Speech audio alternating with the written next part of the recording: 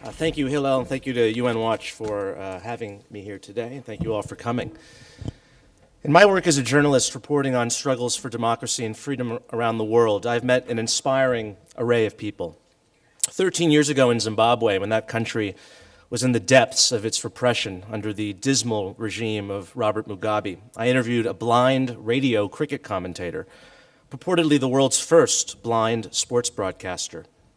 After criticizing the politicization of that country's national cricket team live on the air, he was visited at his place of work by government agents who escorted him to a secret room where they beat the soles of his feet until they bled. A few weeks later in South Africa, I met an exiled former Zimbabwean policeman who, after refusing to partake in organized election fraud, was seized upon by colleagues who mutilated his genitals with a knife. In Cuba, I have visited the home of Berta Soler, leader of Las Damas de Blanco, the Ladies in White. This is a coalition of wives, sisters, daughters, and mothers of political prisoners.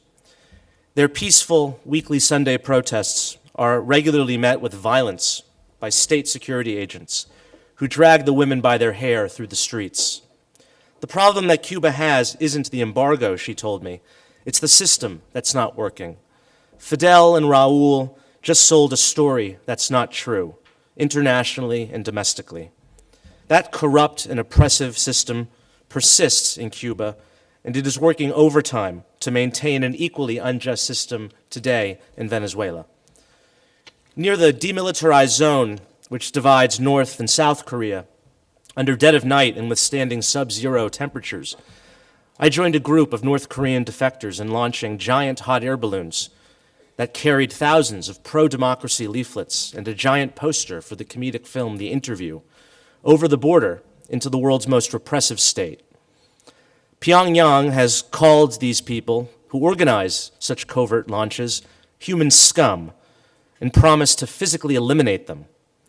The man who organized this operation, the son of a formerly high-ranking North Korean regime official named Park Sang-hak, has been targeted as enemy zero by that government, which in 2011 dispatched a double agent to South Korea to kill him with a poison-tipped pen. Belarus has been described as the last dictatorship in Europe, and it was there in December of 2010, also in sub-zero temperatures, that I witnessed the brutal aftermath of a stolen election. Special police units deployed by President Alexander Lukashenko mercilessly beat unarmed demonstrators, young children and old women with truncheons. Visiting the country just 6 months later, I attended a performance of the Belarus Free Theater, an acting troupe that must perform its politically subversive plays in abandoned buildings and in the forests, and which advertises its shows via text message, sometimes just hours in advance. And in Serbia, I covered the first successful gay pride parade in that conservative Orthodox Christian country. Though the demonstration transpired relatively peacefully, it required the protection of some 5,000 police officers who had to guard marchers from violent protesters rioting across the city. The individuals I've told you about just now speak a variety of languages. They hail from diverse cultures. They have different skin colors. They pray to different gods or to no gods. And they represent an assortment of political and social causes. Yet despite these superficial differences, they all share something in common, something which, to my mind, is far more important than the many things which distinguish them. They are committed to the liberal idea, the belief that all human beings are endowed with fundamental rights, which no government can take away. Some believe that these fundamental rights are granted by God. Others are convinced that a higher power has nothing to do with it. Whether one thinks that our rights to expression, self-determination, and freedom of conscience are God-given or not, however, has no bearing upon the fact that they are human rights, by which they are rights inherent to us because we are human. This liberal idea is a relatively new one. For most of human history, the notion that men, never mind women, possessed rights that are inviolable and safe from the whims of a king or a regent or a tribal chieftain or some other absolute ruler was non-existent. As my Brookings Institution colleague Robert Kagan recently wrote in the Washington Post, Before the liberal idea took hold in the 18th century, generations of peasants were virtual slaves to generations of landowners. People were not free to think or believe as they wished, including about the most vitally important questions in a religious age, the questions of salvation or damnation of themselves and their loved ones. The shifting religious doctrines promulgated in Rome or Wittenberg or London on such matters as the meanings of the Eucharist were transmitted down to the smallest parishes. The humblest peasant could be burned at the stake for deviating from orthodoxy. Anyone, from the lowest to the highest, could be subjected to the most horrific tortures and executions on the order of the king or the pope or their functionaries. People may have been left to the habitual rhythms of work and leisure, but their bodies and their souls were at the mercy of their secular and spiritual rulers. It was only in the 19th century that slavery was abolished in the United States, and only in the 20th that African Americans and women were given full voting rights. Today, across most of the world, the freedoms that we enjoy in places like Geneva or Washington or Tokyo are a distant dream.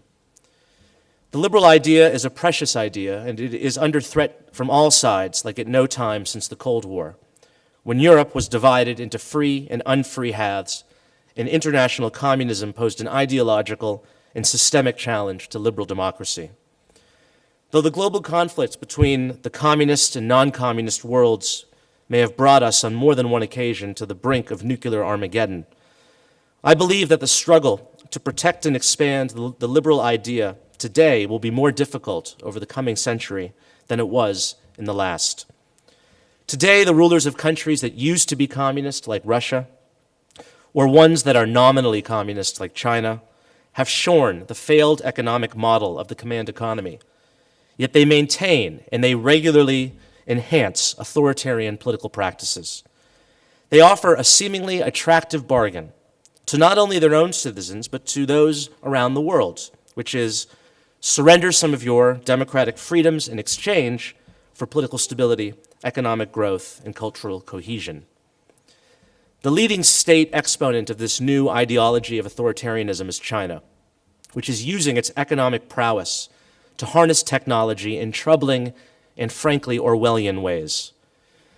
Facial recognition technology, a pervasive social credit system that could have been lifted from an episode of the dystopian TV series Black Mirror, the Great Firewall of China, such tools smother individual initiative and enforce societal control. Communist Party General Secretary Xi Jinping has removed presidential term limits, effectively making him president for life.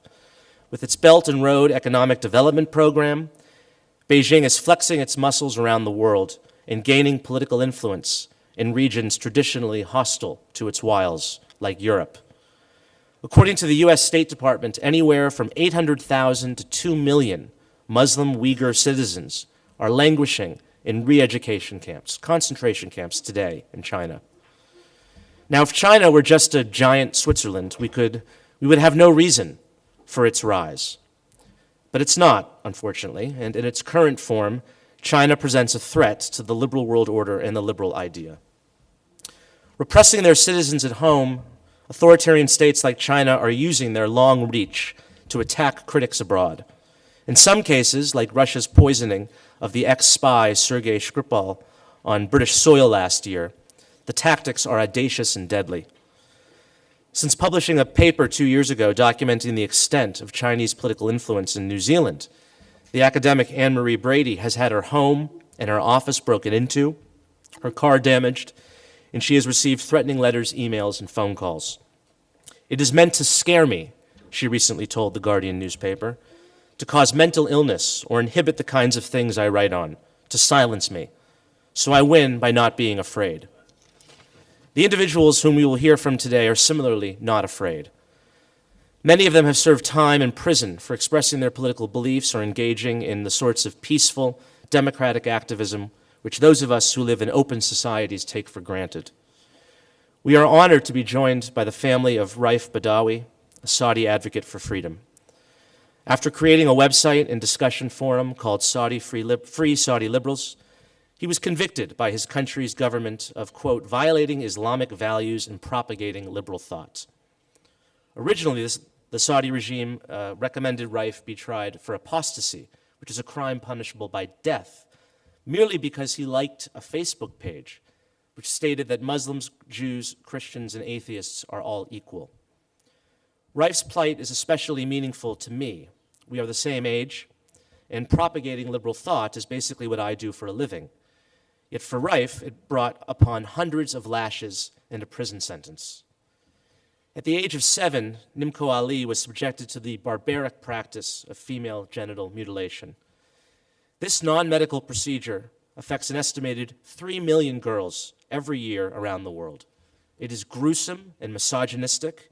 It is meant to exert control over women, deny them autonomy, and put them in their place. Nimco has devoted her life to stopping FGM and will explain to us how we can help her in this important task. Yang Zhanli was a dutiful member of the Chinese Communist Party who became disillusioned with that country's authoritarian system while witnessing the 1989 massacre at Tiananmen Square, when the regime massacred thousands of his fellow students who were peacefully demonstrating for democracy. He has been imprisoned for his political beliefs, and he now resides in the United States. These are just a few of the voices you will hear from today. Different causes, different races, different countries, different languages, different traditions, different cultures, different political convictions. But they all share the same fundamental belief in human freedom.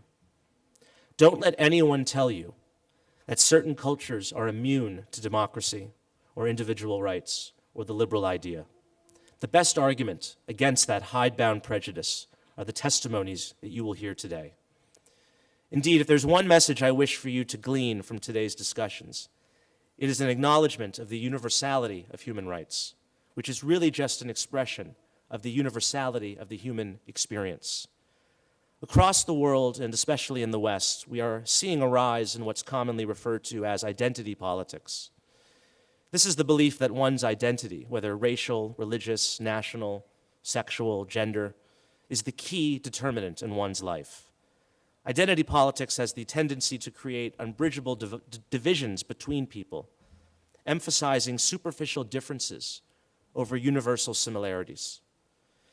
The salience of identity as a determinant in global politics is growing. If the major world conflicts of the latter half of the 20th century were over economics, today they are increasingly determined by identity. According to the political scientist Francis Fukuyama, identity politics is no longer a minor phenomenon, playing out only in the rarefied confines of university campuses or providing a backdrop to low-stakes skirmishes in culture wars promoted by the mass media. Instead, identity politics has become a master concept that explains much of what is going on in global affairs. While our diverse identities are important to recognize and respect, we must not let them overwhelm our sense of what it is that unites us. By arguing that humans are ultimately defined by their irrevocable traits, the more extreme forms of identity politics are fundamentally opposed to the liberal idea. They are anti-enlightenment. One hears the arguments of Western practitioners of identity politics replicated in the words of dictators who say that ideas like freedom and individual rights and democracy don't apply to their cultures. But as the people in this room can attest, the rights of man are non-negotiable.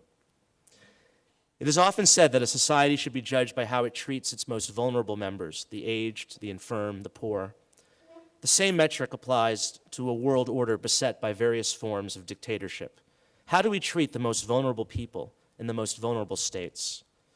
At a time when democracy is in retreat and authoritarianism is on the rise, when the world's democracies are becoming less democratic and less powerful, and the world's authoritarian states are becoming more internally repressive and more externally assertive, it is all the more important for democratic nations and democratic peoples to work together.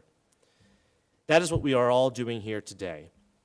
Democratic alliances like the European Union, the North Atlantic Treaty Organization, and the bilateral relationships between democratic countries must be strengthened if human liberty is to flourish.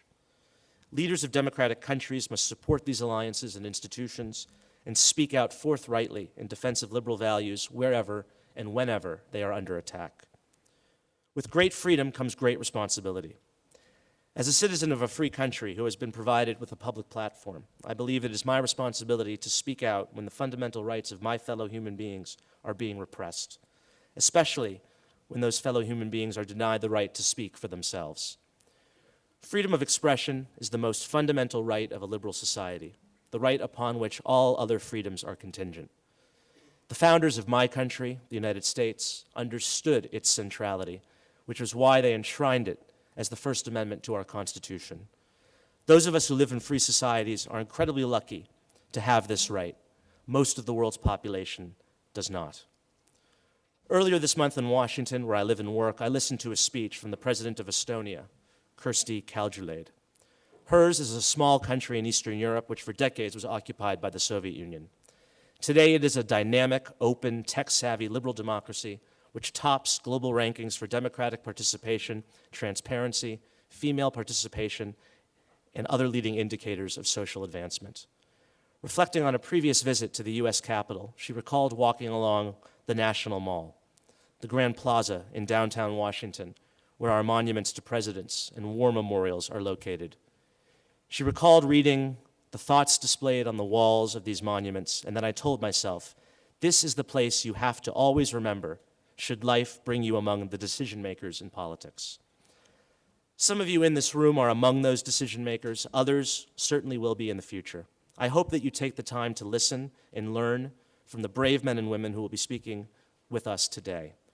Democratic nations and democratic peoples must stand for the liberal idea, which means that we must stand for human rights. Thank you.